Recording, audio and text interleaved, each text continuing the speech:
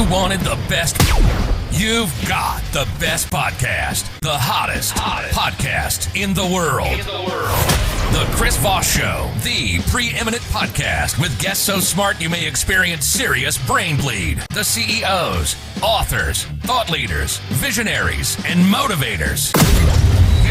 Get ready. Strap yourself in. Keep your hands, arms, and legs inside the vehicle at all times, because you're about to go on a monster education roller coaster with your brain. Now, here's your host, Chris Voss. Hi, folks. Voss here from the ChrisVossShow.com.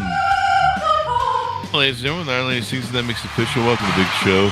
As always, the Chris Voss Show is a family that loves you and tries to make you better by bringing the most amazing guests on the show with their amazing mindsets, their perspectives on life, the things that they'll teach you from the stories and lessons they've learned in their life, and how to overcome sometimes diversity and be a better person. And we were going to have a show that was going to teach you how to be worse people, but it seems like the world's doing that on enough as its own. So go to goodreads.com/Chris Voss, LinkedIn.com/Chris Voss, Chris Voss 1 on the ticket, Talkity, and all those crazy places on the internet.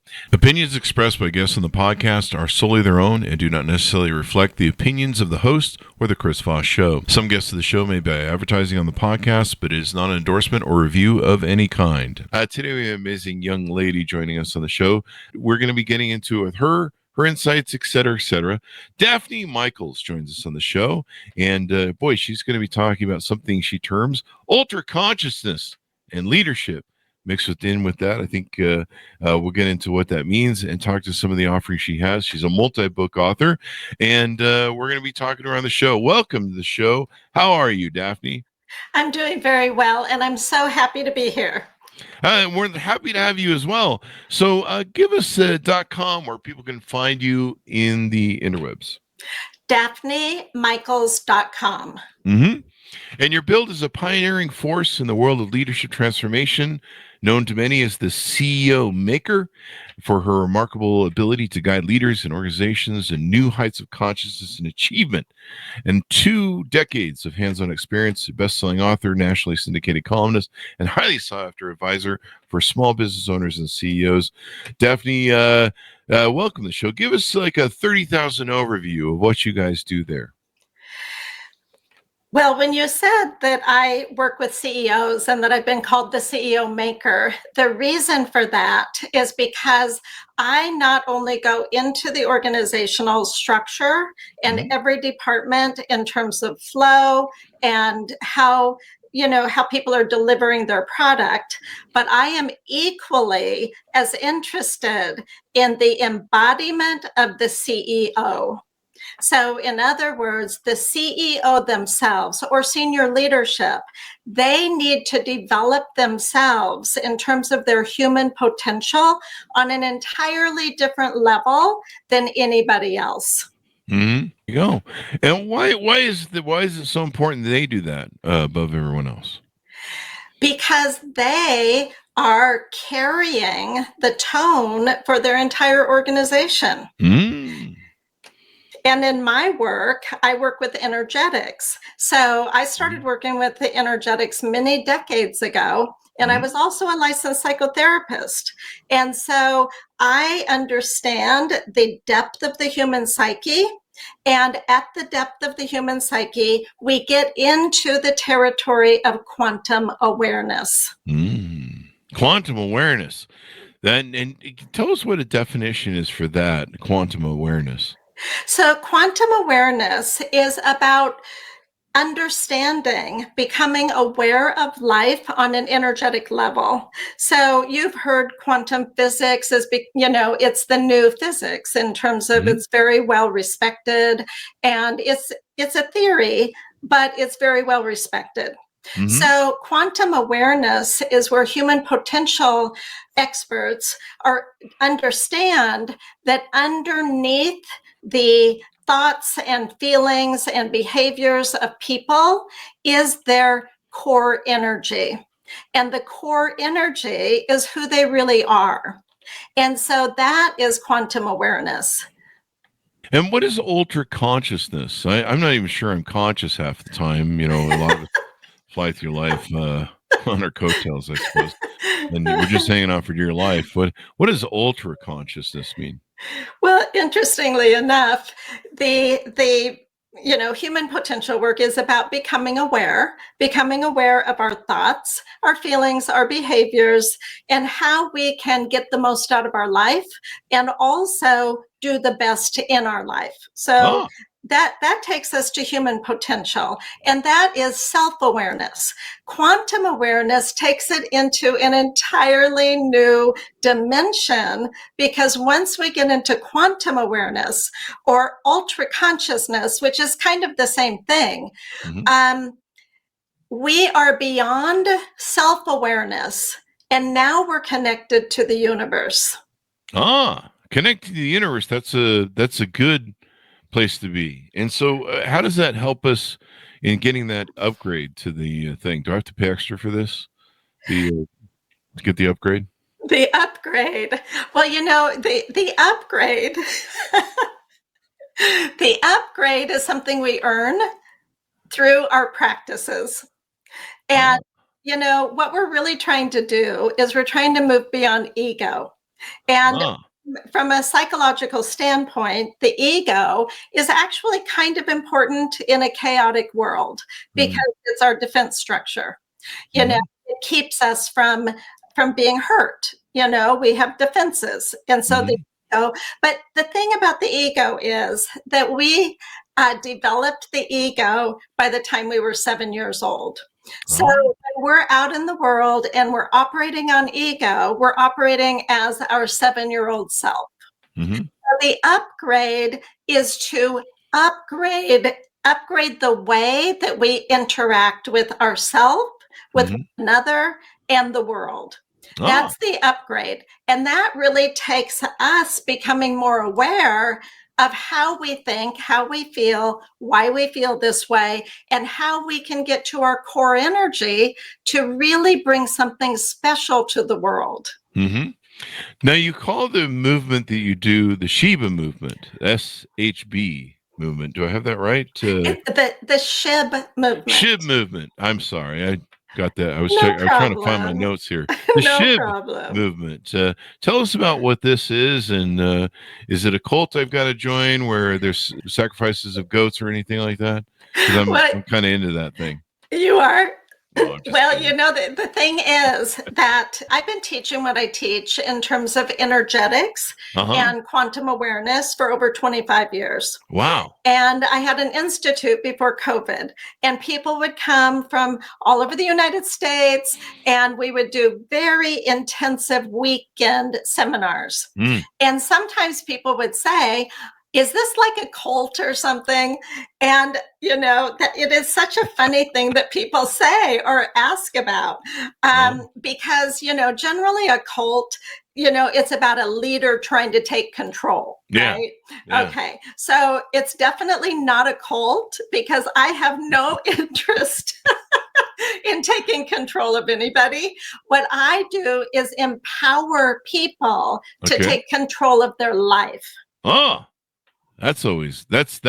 That's a cult in and of itself. That's a cult in and of itself. Form your own cult, folks, and fix yourself. How about that? And be your own guru. Yeah. Just stay away from that Kool-Aid. You'll be fine. I've heard bad things about it. It's been I don't want to drink the Kool-Aid. Too much of that going on. Here's a good analogy, maybe. This is your thing, so correct me if I'm wrong. But one of the problems with the ego is it tends to drink its own Kool-Aid, right? Absolutely. And that's one of the problems with the ego. It can't see much. I don't know if it can. That might be not a bad analogy. You can't see outside. But, there's an old analogy that fish can't see water. And humans can't see air. So it's kind of an analogy of how we swim so much in our own kind of ego BS that we start to buy our own bullshit, basically. Absolutely. Yeah. That's exactly what happens. You're right. And, when you talk about drinking the Kool-Aid, I hate to get dark here at all, but you're really talking about death, right? Right. So, and that is the death of the spirit. When the ego drinks its own Kool-Aid, it is the death of our spirit. That's why it's so important to do this work. Mm-hmm. The death of the spirit. Can't be having that, because that's you got to keep your spirits up. That's why I drink vodka. No, I'm just kidding. Don't do that. It's bad. I did that before. Don't do that, folks. No, It's wrong, really nice. wrong type, wrong type of spirit. Wrong type of spirit. Switch to whiskey. No, we're still on the wrong track. Switch to you, Chris. Switch to you. Switch to me. So you work with leaders and organizations and people that come to you to help. What sort of client is a client look like for you? Do I need to be on Elon Musk and have buku bucks, or can it be average Joe? Well, I don't think anybody is an average Joe or Josephine or whatever. Mm-hmm. I don't think anybody is average. And, have you been on Twitter lately? No, I'm just teasing. No, I haven't been on Twitter. There's some really below average over there, but go on. I'm sorry. Right. Well, I'm talking about people that I work with. Oh, yeah, that's right. People you work with are smart. Well, you know what? They want to live in peace, and they want to live in kindness, and they don't want to live in chaos, and they want to bring something good to the world. Yeah. Bring something good to the world, people. The people I work with are pure of spirit. We don't get into religion. We don't get into politics, although people that I work with come from all different religions, all different political beliefs and so forth. We rise above it so that we can connect with one another where we're supposed to be connecting, which is in unity consciousness. We're all one people, one love, one love.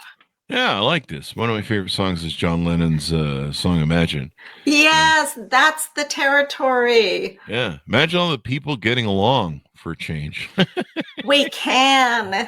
We can do it. And there's a way to do it when we understand quantum awareness. Because, and I'll tell you why, and I know this is going to sound funny, but here's the thing. With quantum physics, there are 11 dimensions to life. Oh. Okay. When we use this model for human potential work, we're looking at different dimensions to life. So the dimension of the ego is just one small dimension. And we can get into higher fields of experience and higher fields of understanding and higher fields of connection through shifting our awareness and building our vibration and our frequency to get into higher states of consciousness where we can connect on a whole different level. Oh. And do you want to tease out some of these 11 states, these 11 things that maybe tease them out a little bit? I really focus on the first 5 in my teachings. So think about it this way. When we are in the chaos of everyday life, our defenses are, intact. We're afraid and we're defensive. And it's just, like I said, it's not the best part of us. That's called the first field. Okay. That's one dimension. Okay. Beside that or above it, depending on how you want to look at it, is an entirely different dimension of life. And this dimension we find when we are in a protected environment, when we're among friends, or when we're in nature, or maybe a retreat, something where we can relax and we can receive a higher vibration from life. We receive more of a good feeling. Okay. This allows our own frequency to rise. And from this place, we have access to potential that we will never have access to in that chaotic first field. Yeah. So now we can start figuring out how to build our life, how to manifest our life from a higher frequency of the second field. But we all know that the second field does not exist in the first field. So then there's another thing we have to do. We have to get to the third field. And the third field is flow. And everybody can relate to flow states of consciousness. And the flow states of consciousness tell us that we are now accessing that deeper part of us. It's not buried below the ego. We're accessing it, and we're learning how to bring it through at will so that we can go back into the world and be in flow rather than fear. And that is the third field. All sorts of amazing things happen, right? You know, people connect like you and I are connecting.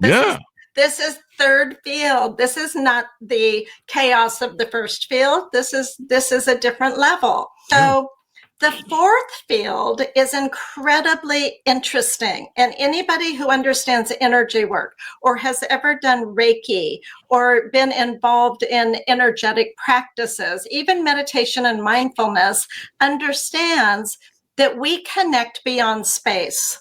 So even though, you know, one of our loved ones may be at a different location in the world, we know we're still connected because we can feel it. Energy workers work with that field because we can send energy to different places in the world through right where we are. So we can impact energetic healing and energetic vibration and so forth. That is outside of space. That's the fourth field. Wow. And then the fifth field that I work with is timelessness. We have to pay attention to our timeless nature. When we look up into the sky at night and we see the stars, and now we're in the fifth field because now all of those problems that seem so insurmountable actually are not as insurmountable as we think, because we're in a larger container and we're actually accessing greater intelligence, heightened intelligence through being in this timelessness. It's where most of the really good thoughts come from. Epiphanies come from here. So in my work, I teach people to understand which field they are in. And if they're in the first field, they can recalibrate their being to rise to a higher vibration so that now they can approach their life and their leadership from a higher perspective. And it's little practices we do that take us to these different dimensions. Oh, wow. So how long do you usually work with people? How long does it take to master this on average, would you say? You know, it's really interesting. I have very long-term clients. So I have clients that I've worked with for over 20 years, but it's because I've had an institute and people like this work. So we just kept going. So in terms of the work, there's never an end to it. In other words, I will never, you will never, we will never understand everything about the universe. We will never understand everything about our own consciousness. So it's a lifetime journey. Now, this said, it is absolutely remarkable how fast this work works. Because, like I said, I was a psychotherapist for a long time. And I also did energetic work as well. And I was able to compare the two in terms of regular psychotherapeutic scope of practice or working energetically and helping people develop their own energy system to get to these heightened states of consciousness. And I will tell you, something can happen in one session that could take 6 months in a regular psychotherapeutic framework. Oh, wow. Because of how fast this is. Once you are able to get beyond your ego, it's where people have epiphanies. They say, oh my gosh, I realized something. Everything changed when I realized that. So this work helps people realize. It helps people get tuned into a higher truth. And so when that happens and they go with it and they surrender to the wave, they can transform themselves so quickly. Wow. Yeah, the ego is such a tricky thing. It gets in our way. It's kind of designed in some ways to help us and kind of, I don't know, keep us from going maybe insane a little bit. But then the ego can, it can become its own little Pandora's monster box of self delusion and self lies and, all that sort of stuff. Why do we have the ego? What is that ego thing about? What is causing all the problems over there? It'll be interesting. A lot of people want to get beyond ego. It's becoming part of mainstream in terms of people understand what the ego is more and more, and they want to do better in terms of getting beyond it. But really, what's happened is that when children are being raised, they're not raised to understand their own energetic anatomy. They're not raised to understand these are thoughts that need to be transmuted into higher thoughts. And so we're not really raised to understand that fear and sadness and grief and the different negative emotions, we're not raised to understand that they are part of life and that we need to always aim for something higher and better and more connected. If we don't understand this, then these emotions and the thoughts that go along with them make us retreat. And we go into ourselves and we disconnect from other people and we disconnect from potential and we don't know how to navigate complexity.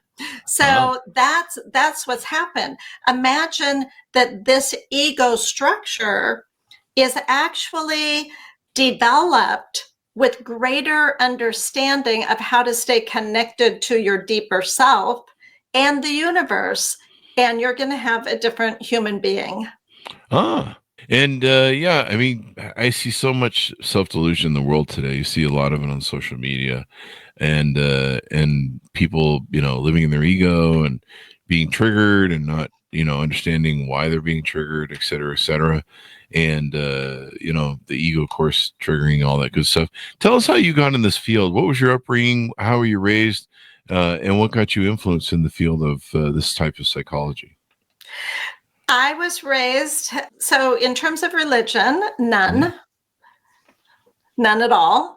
So my parents were very careful about having any of us introduced to religion. And they didn't think that would be a healthy thing for us. So I'll tell you what, though, this is kind of a funny thing, because I used to sneak out to go to church. Oh, serious? I used to sneak out of church. Yes, because I was drawn to it. However, I didn't really, get into it that much, right? Just a little bit here, a little bit there. But mostly, I was raised on a lot of acreage. So it would be like walking out into 40 acres of forest and pastures and that kind of thing. And there were 6 of us, 6 children. And in the morning, my mother would say, go, get out of the house and come back at dinner, So we did that. And I think being connected to nature was the key for me. Because of the vibration. However, this didn't go so well when I was trying to figure out how to understand the chaos in life. And so that was extremely disturbing to me, and it scared me. And so by the time I was 19, I was really not having it with, got to grow up, got to get into the workforce, got to do all of that. It felt like so much pressure. And I'm not sure why. My sister said I was like this before I was 19. She said, yeah, don't you remember? You were like that when you were like 6. I'm like, no, I don't remember. And she said, you were. Well, at 19, I had a major spiritual awakening. And that awakening was a time when I was under the stars. And all of a sudden, I had an incredible download about what life really is and what it's supposed to be. But I was so young and I could not integrate that. It took me about 5 years to integrate it into life. But I started out on the journey to do it anyway. I said, I want to understand what happened to me. What did I get? Because I couldn't really even put it into words. So that just started a lifetime journey to understand. So I went into psychology. I did everything alternative that I could. I wanted to understand. And that actually took me to working with pretty amazing people who understood that nobody understood and that I was going to have to figure it out for myself. And so that's why I started to develop my own theories around it. Yeah. Now, I think you said, did you study psychology and how'd that work out for you? And how long have you been doing it? Incredible. Yeah. I mean, I hate to date myself, but 40 years, 40 years of studying psychology. But yeah, so I started working with people in my 20s and add 40 years onto that. So that's where we are now. And so, yeah, so I got my, master's in applied behavioral science and worked as a staff counselor in a major, health maintenance organization, big hospital system, basically. So I was able to really get in with people struggling with addiction and people that were, really, really struggling. And so, but after just about 4 years, 5 years, something like that, I knew that I wanted to do more. So that's when I left and I started working with people in an expanded model of energetics and launched my institute, which I taught at for over 20 years until COVID. Oh, wow. Yeah, COVID changed up a lot of people's stuff there, but yeah, definitely. So let's talk about some of the offers you have on your website, things that people can do to interact with you, how they can onboard, reach out to you, get to know you better, et cetera, et cetera. And I think you have some upcoming events. Yeah, so thank you for that. If you go to my website, you'll see that it's focused on two things. One is ultra consciousness. And this is what I'm super excited about now, because I think people are ready to go to higher states of consciousness in everyday life. And the movement that I have put together for this is a vehicle. And it's a very powerful vehicle. And so anybody who's interested, it's by application because, of course, I need to screen people. But I meet with them individually or in a small group on Zoom. People can sign up for the SHIB experience and just see if it's a good fit to look at the SHIB movement as a potential vehicle for your evolution of consciousness. So that's one thing.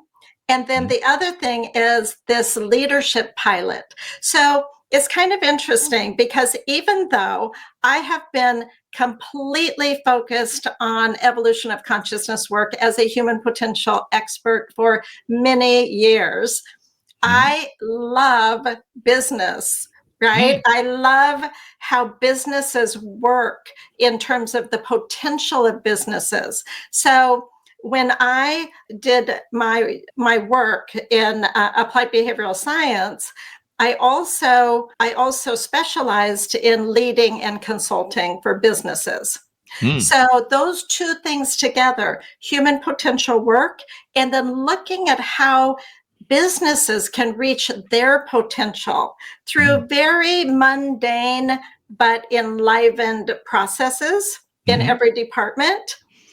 But it really comes down to how the leader's going to carry their leadership. So I work on both of those both of those levels. Mhm. So those are the things I've got going on right now. You talk about ultra consciousness leadership. And if anything, being a CEO, being a leader, you can pull in a lot of problems if you're running off of ego. You've got to be able to get outside of that. You got to see the world outside, not only from innovation aspect or what's coming in business and your business vision, but also in interacting with others. Correct? Wouldn't you say? Absolutely. The thing about being a CEO is that you have to tap into the archetype of it. So when I talk about the archetypal energy of being a CEO, I'm talking about king or queen, right? So these are archetypal energies. If we're not plugged in to these archetypal energies, we're going to burn out. We're not going to feel like we can meet the moment. And we're not going to feel like an imposter. Because it's too much. It's too much to be a leader without the extra help from the universe. So, and the worst thing any leader can do is keep their world small. Right? One of the things I'm working with leaders on right now is to start looking at AI more seriously. Because I work with small businesses, and small businesses, oftentimes they love the family vibe. And anything that they think is going to disrupt it or make it more, kind of corporate feeling or something like that, they kind of resist it. And so I'm the very first one to say, you want the processes, the standard operating procedures, the processes, you want everything from the corporate structure, and you can, shift it around in the way that it works for you in terms of your hierarchy or something like that. But don't throw that out, because that is your flow.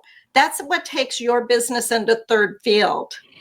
So, and AI 100% needs to be incorporated into your business, because if not, you're going to get left behind. Oh, yeah. This is like, there's no other way to do it. And AI is going to help you accelerate your success. So it's pretty fun to help people get out of the smaller mindset and into where we are now, what the potential is now, both in the world and in the cosmos, and bring it all together and say, let's be the absolute best we can be. Be the best we can be. That's definitely what we want to do, and it sounds like you really help people do it. So give people the final pitch out to reach out to you, to onboard, how they can do it, .coms, et cetera, et cetera. DaphneMichaels.com. I'd love to talk with you about your leadership, your small business, and also just your own human potential. DaphneMichaels.com. Well, Daphne, it's been wonderful and insightful to have you on the show, and yeah, we all need to get away from the ego. I think we were just talking to somebody on a prior show about that. Ego is can get us in a lot of trouble. I mean, I suppose there's some safety versions there, but thank you very much, Daphne, for coming on the show. Thank you, Chris. Thank you. And thanks, Ernest, for tuning in. Check her out wherever fine books are sold. And I think she's got some authors' books you can find on her website, right? There's some links there, I think, to some different things. There is. If you go to the books page, you'll see a book that yeah. There you go. Well, thank you very much. And thanks, Ernest, for tuning in. Go to goodreads.com/Chris Voss, LinkedIn.com/Chris Voss, Chris Voss1 on the TikTokity, and all those crazy places on the internet. Be good to each other. Stay safe. We'll see you guys next time. And that should have us out.